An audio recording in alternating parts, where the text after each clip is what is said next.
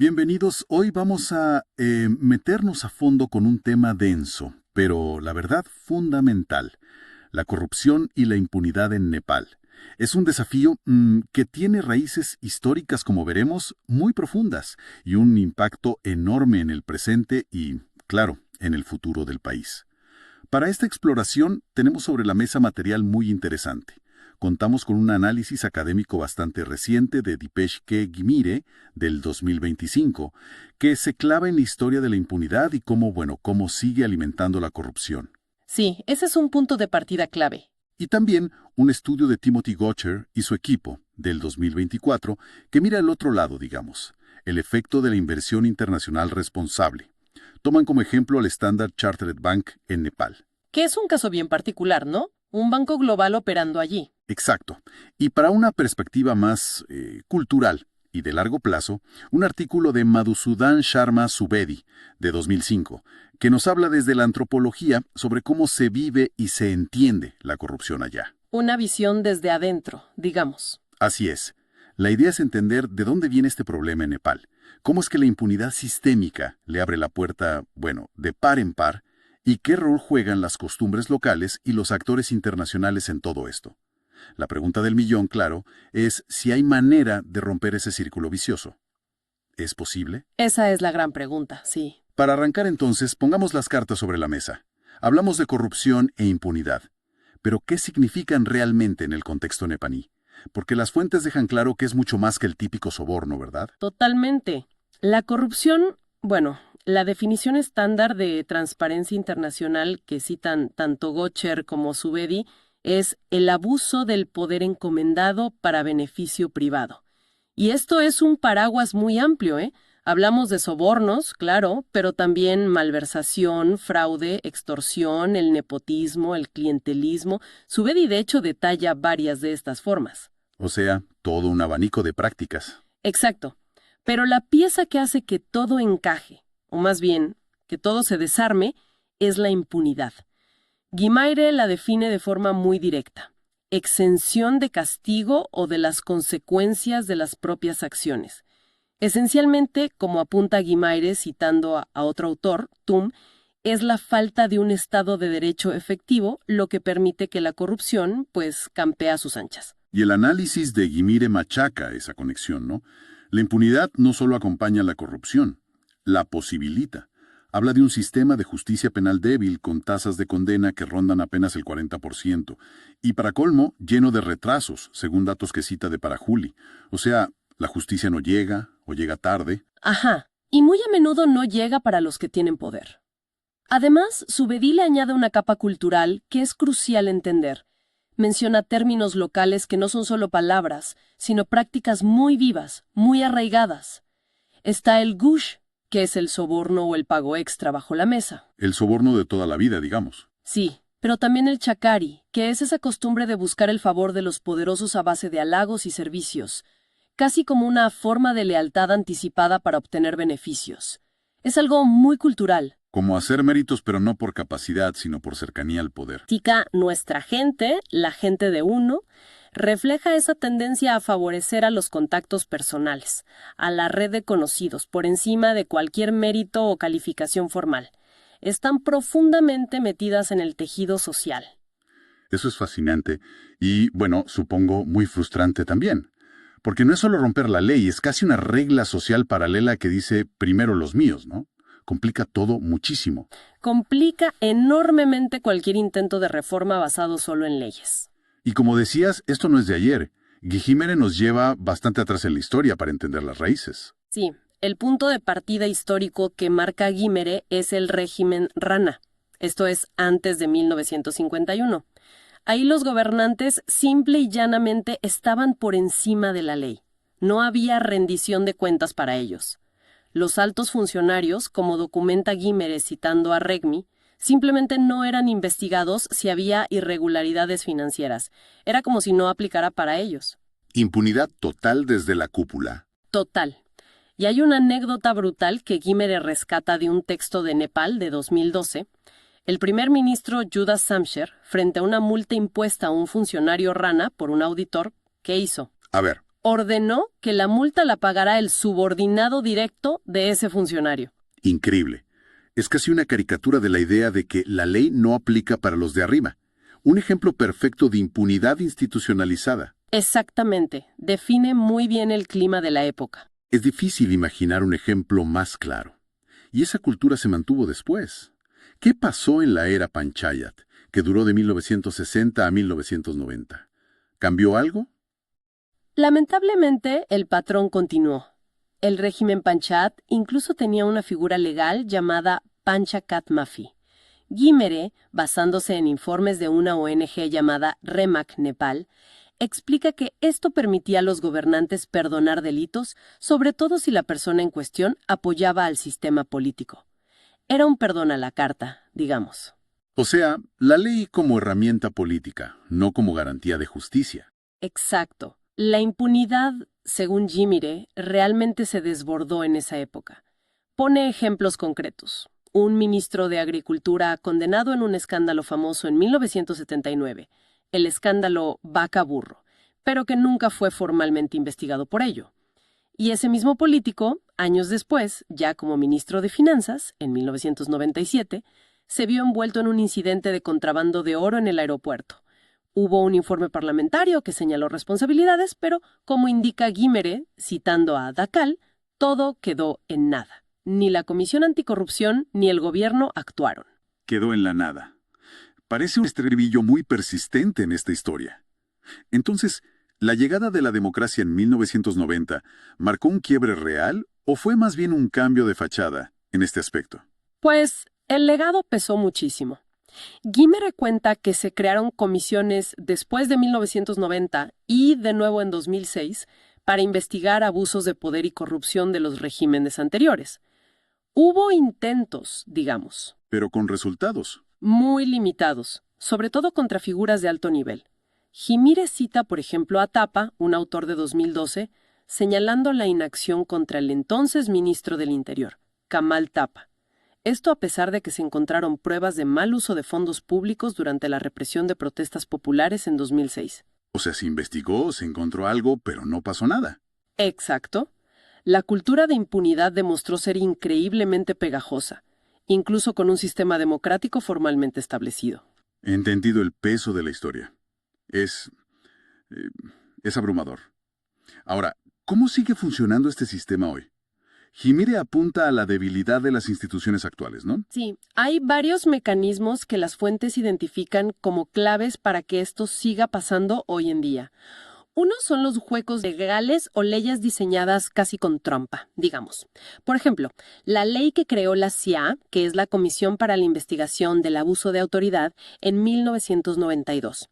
Según Guimare, originalmente necesitaba el visto bueno del primer ministro para tocar a ministros y del presidente del Parlamento para investigar a diputados. Una protección bastante obvia para la clase política desde el vamos. Clarísima. Aunque hubo reformas en 2002 para fortalecerla, la influencia política sigue pesando mucho. Y hay otra traba legal importante que menciona Guimare. La CIA no puede investigar decisiones tomadas por el gabinete de ministros. Ajá. ¿Y eso qué implica en la práctica? Pues Guimare señala una táctica perversa. Decisiones que deberían tomarse a nivel de ministerio, cosas a veces menores, se elevan artificialmente al gabinete solo para blindarlas contra investigaciones, para que la CIA no pueda meter mano.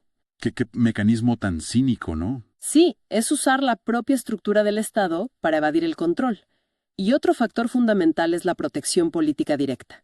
Los partidos a menudo bloquean investigaciones o retrasan nombramientos clave en organismos como la propia CIA.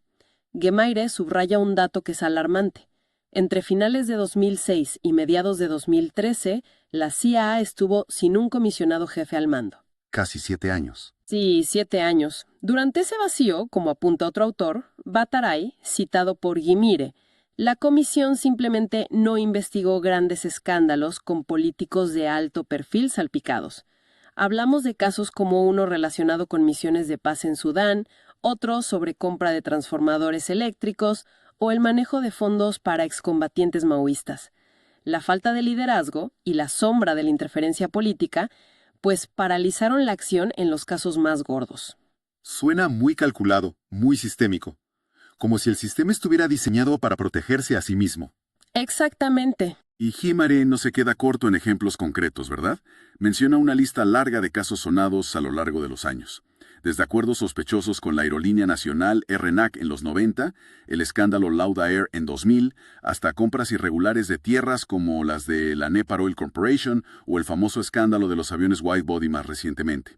También menciona otros casos, como irregularidades en proyectos hidroeléctricos, ventas de tierras públicas, y la constante es que figuras políticas de peso parecían estar implicadas, pero las investigaciones o no avanzaron o sus conclusiones quedaron en nada. Nombra a figuras como Girija Prasad Koirala, Krishna Bahadur Mahara, Bim Bahadur Rawan. Exacto. Guimaire presenta una letanía de casos donde la acción fue mínima o nula a pesar de la evidencia o las recomendaciones, aunque sí reconoce algunas excepciones, ¿eh? Menciona políticos que sí fueron condenados como Khun Bahadur Khatka o Jayaprakash Syed Gupta. Algunas excepciones que confirman la regla, quizás. Podría decirse, el panorama general que dibuja es de inacción frente a los poderosos. Y aquí hay un punto muy interesante que resalta Guimaire sobre el enfoque de la CIA-AA. Parece concentrarse mucho en casos menores. Realiza las llamadas operaciones encubiertas, las Sting Operations, contra funcionarios de bajo nivel por sobornos relativamente pequeños. ¿Hay datos sobre eso? Sí, de hecho presenta una tabla. En el año fiscal 2019-20, de más de 180 casos de este tipo iniciados por la CIA-AA, casi un centenar eran por montos inferiores a las 25,000 rupias nepalíes. ¿Qué son? ¿Cuánto en dólares? Muy poco, ¿no? Unos pocos cientos de dólares, sí. Mientras tanto, la gran corrupción política, la de millones, parece pasar bajo el radar.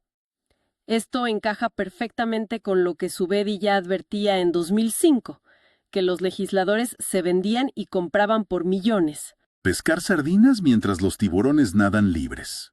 Una buena metáfora, sí. Y ese artículo de Subedi, el más antiguo, hablaba de la Fojari Rajniti, la política sucia.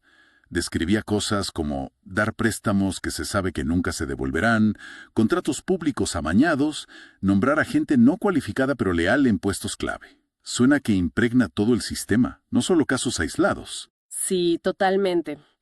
Y ese triángulo, esa conexión entre políticos, intereses empresariales y la burocracia es central, como señalan Guimaire, y también informes de Transparencia Internacional que él cita. Subedi también apuntaba cómo las élites políticas usan sus cargos para hacer crecer sus negocios privados. Escuelas, hospitales, medios de comunicación. Hay una mezcla ahí muy peligrosa. El famoso conflicto de intereses. Exacto. Y aquí vuelve con fuerza el concepto de Afnomach, nuestra gente. Asegura que la lealtad personal y las conexiones valgan más que la capacidad o el mérito a la hora de repartir puestos, contratos y favores. Es el nepotismo y el clientelismo culturalmente aceptados casi. Entendido. Hemos visto la profundidad del problema desde dentro, con sus raíces históricas, culturales, institucionales. Pero, ¿qué pasa con las influencias externas? ¿Pueden marcar alguna diferencia positiva en un ambiente así? Justamente eso explora el estudio de Gocher y su equipo sobre el Standard Chartered Bank, el SCB. ¿Qué nos dice? Precisamente, el estudio de Gocher se pregunta exactamente eso. SCB es un banco internacional que, declara seguir criterios ESG, ambientales, sociales y de gobernanza. Lleva en Nepal desde 1987 y, cuando hicieron el estudio, era la única filial de un banco comercial global allí. Un caso bastante único. Sí. ¿Y qué encontraron? Su investigación, que se basa en entrevistas y grupos de discusión con gente de SCB, ex empleados, reguladores y directivos de otros bancos nepalíes, sugiere que sí, que hubo algunos efectos positivos que se contagiaron, por así decirlo, lo que llaman spillover. Interesante. ¿Cómo funcionó eso? ¿Qué mecanismos identificaron? Identificaron 5 vías principales. La primera es la transferencia de conocimiento. La fama de SB de tener estándares éticos y de gobernanza altos sirvió de modelo, según contaban participantes en los grupos focales. Influyeron en bancos locales a través de las relaciones de corresponsalía bancaria, poniendo el listón más alto en cuanto a controles y procedimientos. Ajá, como que marcaban la pauta. Exacto.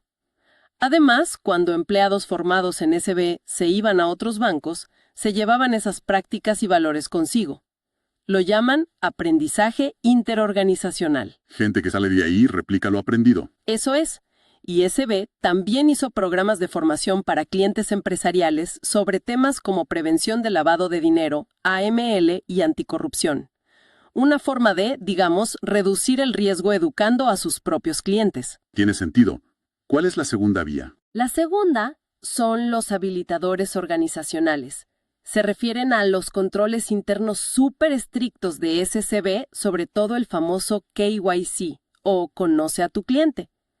También códigos de conducta muy rigurosos para su personal y estrategias de contratación y promoción interna muy cuidadosas para mantener su cultura corporativa. Mencionan también sus iniciativas ESG, como financiar proyectos sustentables o programas para la comunidad, que refuerzan su imagen y compromiso. O sea, predicar con el ejemplo desde dentro. Eso es. La tercera vía son los desafíos, porque claro, no todo fue fácil. Operar en un entorno con instituciones débiles y expectativas locales distintas fue complicado, lo admiten. Me imagino. ¿Qué tipo de desafíos? Por ejemplo, aplicar el KYC tan estrictamente a veces les hizo perder clientes que no querían dar tanta información, que no estaban acostumbrados a ese nivel de transparencia. E incluso al principio convencer a su propio personal local de la necesidad de seguir procedimientos tan rigurosos tuvo su dificultad. Había una resistencia cultural inicial. Claro, choca con las prácticas locales que mencionábamos antes, como el afonomanche quizás. Puede ser. La cuarta vía es la competencia internacional constructiva. La simple presencia de bancos con inversión extranjera como SCB y otros que mencionan de forma anónima, Banco B, Banco C, introdujo mejores prácticas. Y generó una competencia que, según los entrevistados, desincentivó el soborno. Los clientes empezaron a tener alternativas más limpias, opciones donde no se esperaban pagos extraoficiales. A la competencia como motor de limpieza, digamos. Exacto. Y la quinta vía es la contribución a la industria local. La gente entrevistada percibía que la corrupción en la banca había disminuido y quizás también en otros sectores, gracias a esta competencia y a tener más opciones. Destacaron que SCB implementó prácticas como el KYC antes de que fueran obligatorias por ley, lo que permitió a otros bancos aprender de ellos. ¿Se adelantaron a la regulación? Sí, y SCB sirvió de referencia para el Banco Central de Nepal, el NRB, al diseñar nuevas regulaciones como las de KYC o las normas de Basilea II y III sobre capital bancario, y también para otros bancos locales en temas de gestión, de cómo hacer presupuestos, de planificación estratégica. Fue un referente. Muy interesante. O sea que la inversión extranjera que se toma en serio la responsabilidad social y la gobernanza puede tener un efecto positivo. Empuja a mejorar a través de la competencia y del ejemplo. Esto conecta con una idea de la teoría institucional llamada isomorfismo mimético. Suena complicado, pero básicamente significa que las organizaciones tienden a copiarse unas a otras, sobre todo a las que ven como exitosas o legítimas. Aquí serían los bancos locales imitando a SB. Exactamente. Es un cuadro con luces y sombras. El estudio de Gotcher nos muestra estos potenciales efectos positivos, esta influencia externa, mientras que los trabajos de Himire y Subedi nos anclan en la realidad de una impunidad y una corrupción muy, muy arraigadas, con un peso histórico y cultural enorme. Vale, intentando armar el rompecabezas. Tenemos por un lado una historia larga de impunidad que sigue muy viva y que alimenta la corrupción hoy en día. Esta impunidad se apoya en instituciones débiles, en la protección política de los poderosos y encima en prácticas culturales como el chacari o el afnomanche que ayudan a que la rueda siga girando. Es un sistema que se retroalimenta. Así es, pero al mismo tiempo el caso del Standard Chartered sugiere que actores externos, si vienen con un enfoque responsable, sí pueden aportar algo positivo. No son la solución mágica, pero pueden influir. Vemos esa transferencia de conocimientos, una competencia que puede hacer menos atractivo el soborno y el establecimiento de mejores prácticas como referencia para otros y para los reguladores. O sea que no todo es negativo. Hay rendijas por donde puede entrar el cambio. Exacto. Esto sugiere que esa idea del isomorfismo, de imitar lo que funciona, podría ser una palanca para el cambio bueno, no solo para perpetuar las malas costumbres, que también se copian, claro. La conclusión de Himire es bastante tajante, ¿no? Dice que si no se desmonta la impunidad, es casi imposible erradicar la corrupción de raíz. Sin instituciones de control fuertes y una aplicación de la ley que sea igual para todos, los esfuerzos se quedan cortos. Totalmente. Es la condición necesaria, según él. Y ya, Subedi, en 2005, pedía una democratización más profunda, más real, y una sociedad civil más activa, más vigilante. Sí, apuntaba a la necesidad de presión desde abajo también. Y Gotcher y su equipo, con el caso del banco, insinúan que la inversión extranjera responsable puede ser una pieza más del puzzle, un impulso desde abajo o desde fuera, que complemente los esfuerzos anticorrupción tradicionales desde arriba. Mencionan incluso que quizás se podría potenciar con herramientas como las finanzas mixtas, el blended finance, para atraer más inversión de este tipo. Sí, lo ven como una vía complementaria. Y todo esto nos devuelve a la paradoja que señalaba Himere al principio. ¿Cómo pueden convivir en Nepal estructuras democráticas formales con una corrupción tan extendida y una impunidad tan arraigada? Subraya la urgencia de reformas de verdad, que refuercen la rendición de cuentas, la accountability, la transparencia, el Estado de Derecho. Y, quizás lo más difícil, fomentar una cultura política y social también, donde la integridad pese más que el beneficio propio o el favor a los nuestros. El cambio cultural, siempre lo más complicado. Sin duda. Y el coste de no hacerlo es brutal. Himere lo dice claro. El dinero que se pierde por la corrupción, los recursos mal gastados, podrían haber mejorado enormemente las infraestructuras, reducido la pobreza, dado servicios básicos a la gente. Subedi lo resume diciendo que frena el desarrollo del país. Es un lastre enorme. Entonces, ¿con qué nos quedamos de toda esta exploración? Nepal tiene enfrente un reto mayúsculo, donde una larga historia de impunidad permite que la corrupción siga floreciendo hoy, frenando el progreso a pesar de tener un sistema democrático sobre el papel. Sí, las fuentes que hemos revisado hoy dibujan un panorama complejo, la verdad. Hay una inercia histórica y cultural muy fuerte que juega a favor de la corrupción y la impunidad. Es un peso grande.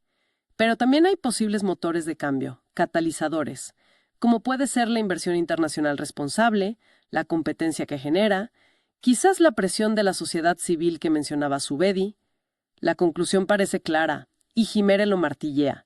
Atacar la impunidad es la clave. Sin eso, lo demás son parches, y eso necesita instituciones sólidas, voluntad política real, que es quizás lo más esquivo, y seguramente un cambio cultural paulatino en prácticas tan normalizadas como la fonomanche. Un desafío enorme, sin duda.